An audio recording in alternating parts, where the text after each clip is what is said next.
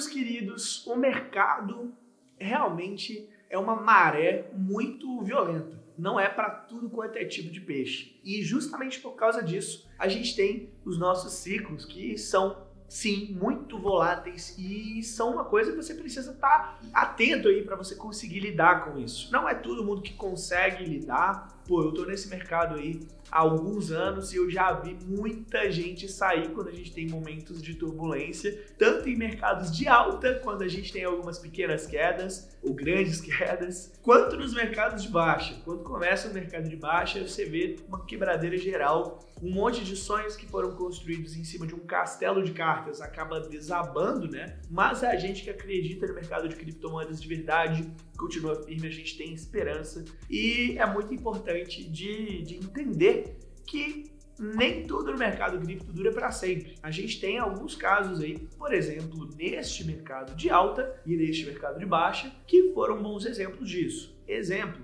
Terra Luna, foi um projeto de criptomoeda gigantesco que quebrou. E a gente tem aí também empresas que são bons exemplos disso. Temos uma venture capital gigantesca lá dos Estados Unidos, chamada Three Arrows Capital, que era uma firma internacional multibilionária que investia aí em projetos de criptomoeda nos seus momentos mais iniciais. Eles ganharam muito dinheiro, mas porque estavam fazendo trocas aí de uma maneira alavancada, sem contar que eles estavam envolvidos no fiasco da Terra Luna, acabaram perdendo muito dinheiro e quebraram. E por que eu tô querendo falar isso para você, pessoal? Porque a gente tem algumas moedas que simplesmente não aguentam o tranco e quando a gente faz essa troca do mercado de alta para o mercado de baixa, elas simplesmente morrem.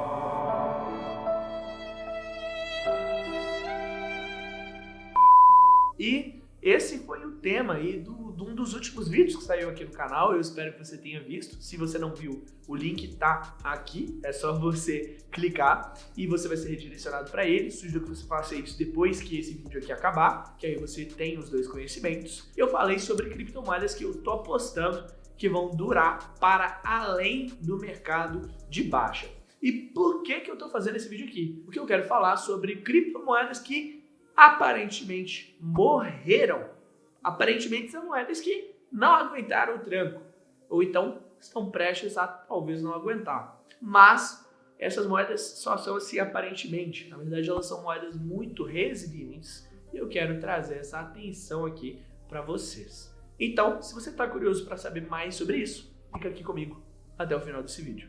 Oi pessoal, tudo bom? Seja muito bem-vindo a mais um vídeo aqui do canal da Novadax. Meu nome é Arthur, eu gosto bastante de falar sobre criptomoedas e por aqui a gente vai falar hoje sobre essas 3 criptomoedas que parecem que morreram, mas ainda são promissoras. E bem, a gente fala sobre cripto, então se você gosta desse assunto, por favor não se esqueça de se inscrever no canal, ative o sininho das notificações e deixe um like.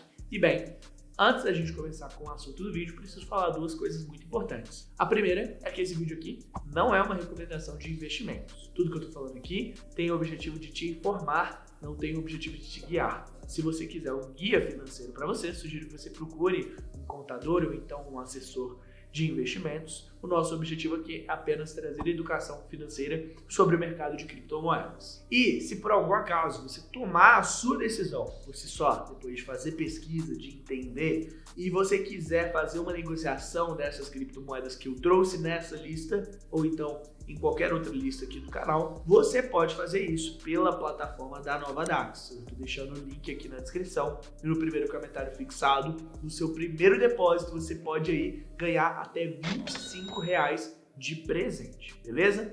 Mas enfim, dito tudo isso, acho que a gente já pode começar com o conteúdo do vídeo.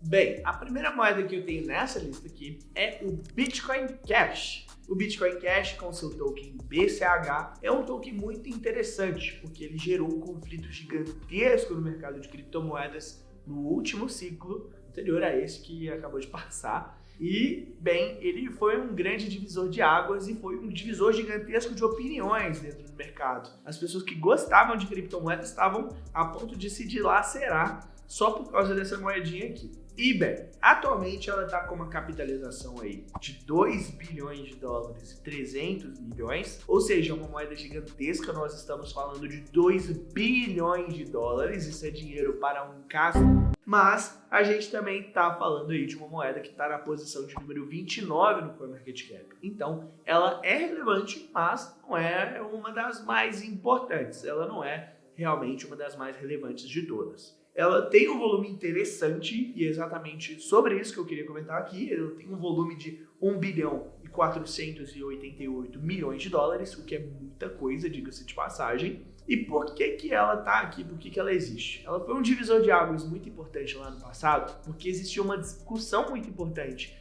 dentro da comunidade, que era sobre uma alteração no código-fonte do Bitcoin. As pessoas estavam querendo que fosse aumentada aí a capacidade de armazenar informações dentro dos blocos do Bitcoin. Isso aí aumentaria o tamanho do bloco e faria com que ele fosse mais escalável. Entretanto, abriria mão de centralização, que a rede ia ficar mais pesada, não ia ser todo mundo que conseguiria minerar, como a dificuldade já é muito alta, não é para todo mundo, mas isso ia tornar ainda mais complexo, o que tornaria a rede mais centralizada. E a comunidade do Bitcoin não gostou disso nem um pouco, e uma grande parte da comunidade foi para um lado, enquanto a outra parte foi para o outro. Então, uma grande quantidade de capital foi distendida e foi tirada do Bitcoin e foi colocada para esse Bitcoin Cash. E por que eu estou falando que ela aparentemente morreu, mas pode ser promissora? Ela aparentemente morreu porque ela não está mais na discussão, ela não é mais uma das criptomoedas mais relevantes, ela costumava estar aí no top 10, que já não é mais o caso, né? Está na posição de número 29, e ela também não é mais um ponto focal das discussões no mercado de criptomoedas. Meio que essa treta já foi solucionada, sabe? E o Bitcoin saiu como vencedor dessa batalha gigantesca. Justamente por isso eu acredito que nesse propósito ela morreu, mas ela ainda existe aí como um modelo interessante para a gente ver propostas de alterações do Bitcoin, porque embora sejam moedas diferentes, no fundo é só uma cópia do Bitcoin com uma alteraçãozinha feita. E qualquer atualização que o Bitcoin Cash passar, na minha visão, pode ser um teste interessante, pode ser uma experiência interessante para você ver qual resultado isso traria na rede principal do Bitcoin. Essa é uma tese que muitas pessoas seguem. Eu acredito que não sou só eu que estou falando esse tipo de coisa pela internet, até porque eu já vi muita gente dizer coisas parecidas. E ela é promissora no sentido de que pode ser muito agregadora para o mercado de criptomoedas como um todo. Nesse caso, eu acho que como investimento pode não necessariamente ser uma boa ideia, mas ela ainda é uma moeda muito importante para o mercado na minha visão. A segunda moeda na minha lista aqui já é uma moeda interessante para ser um investimento, é a Litecoin. A Litecoin é um fork do Bitcoin também, ela surgiu lá em 2013 e foi uma moeda muito relevante durante muito tempo. Litecoin, você já pode ver no nome ali, seria uma versão light, né? Seria uma versão mais leve do Bitcoin, que permitiria que houvessem mais transações acontecendo na sua rede, ou seja, seria uma moeda mais escalável, embora um pouquinho mais centralizada. E para poder remediar essa centralização, o criador do Litecoin permitiu aí que tivesse um modelo de mineração diferente do Bitcoin. Ela não usa o Proof of Work tradicional, ela usa uma variação do Proof of Work que permite que você minere não só com a sua GPU, com a sua placa de vídeo, mas sim que você minere também com o seu CPU, que você minere com o seu processador de informações do seu computador. Então, se você tem um PC normal, não precisa ser um computador monstro, que tem uma placa de vídeo boa e tem um processador bom, teoricamente você seria aí capaz de minerar também a Litecoin. Fato interessante é que hoje em dia, se você quiser minerar a Litecoin, você tem a possibilidade de minerar a Litecoin e Dogecoin ao mesmo tempo. Então, você faz um esforço só e minera essas duas criptomoedas. Isso aí, na minha visão, já é uma coisa interessante. E bem, por que eu tô falando que ela aparentemente morreu? Porque ela está numa posição meio fresca aqui no mercado de criptomoedas. Atualmente, ela está na posição de número 20 no CoinMarketCap e ela está com uma capitalização de mercado aí de quase 4 bilhões de dólares, 3 bilhões 983 milhões de dólares, ou seja, muito grande, muito relevante, com um volume muito interessante também, 600 milhões de dólares. E ela ainda está muito relevante, entretanto, ela não está nem perto da glória que ela já teve no mercado de criptomoedas. Ela surgiu lá em 2013 e durante um grande período de tempo, ela era a prata digital, enquanto o Bitcoin seria o ouro digital. Tanto que se você olhar no branding da Litecoin, se você entrar no site lá, é tudo prateado, é tudo mostrado ali como se fosse uma versão de uma prata digital. Inclusive Lite aí viria como uma possibilidade, uma moeda que traria a possibilidade de você fazer transações online sem ter a necessidade de usar bitcoins aí, que seria um valor muito mais robusto, até porque o tokenomics dela é praticamente o dobro aí do Bitcoin em questões de oferta, de emissão de moedas, etc., para ser realmente uma moeda mais barata, mais leve, enquanto o Bitcoin seria essa grande moeda irrelevante. E por que eu coloquei ela nessa lista? E uma questão não de moeda que está morrendo, eu já expliquei porque ela está morrendo, porque ela costumava ser a segunda maior criptomoeda do mundo, a mais relevante, e agora está na posição de número 20. E ela não tá morrendo porque ela tá na posição de número 20, isso aí ainda é uma coisa muito, muito relevante, muito interessante. E ela conseguiu se manter aqui, mesmo tendo sido feita em 2013. Ela é uma moeda que não tem tanto potencial disruptivo quanto a gente fala, por exemplo, de um Ethereum, quando a gente fala de uma Cardano, quando a gente fala de uma moeda que traz atualizações aí de uma maneira robusta, que traz uma governança interessante, que traz propostas para a mesa. Ela é uma moeda que entrou na cabeça das pessoas, que entrou na mente popular aí dos investidores, porque ela é uma opção segura e ela é uma opção relevante no mercado. Justamente por causa disso, coloquei ela nessa lista aqui e eu acho que é muito relevante sim você falar de Litecoin, quando você fala do mercado de criptomoedas. A terceira moeda dessa lista aqui também é uma moeda muito relevante, ela é a Monero. A Monero com seu token XMR, seu token XMR, ela está aí na posição de número 28, ou seja, logo depois aí do Bitcoin Cash, com uma capitalização de mercado de 2,3 bilhões de dólares e um volume de transações aí de 80 bi nas últimas 24 horas. É interessante da gente saber um pouquinho sobre a Monero, porque ela é uma moeda antiga também, assim como a Litecoin e assim como o Bitcoin Cash. No caso, o Bitcoin Cash é menos antigo do que essas duas, então ele está aí menos resiliente do que elas, né? E eu acho a Monero a mais interessante dessas todas por causa da tecnologia que ela traz. Ela também é um fork do Bitcoin, ou seja, ela é muito parecida com a nossa querida moeda principal. Entretanto, ela traz uma alteração aí que é a possibilidade de você fazer transações de uma maneira anônima. Isso traz privacidade para a rede como um novo pilar para o mercado de criptomoedas. E por que ela está nessa lista como uma moeda que está próxima de morrer na visão de muitas pessoas? Por causa de risco regulatório.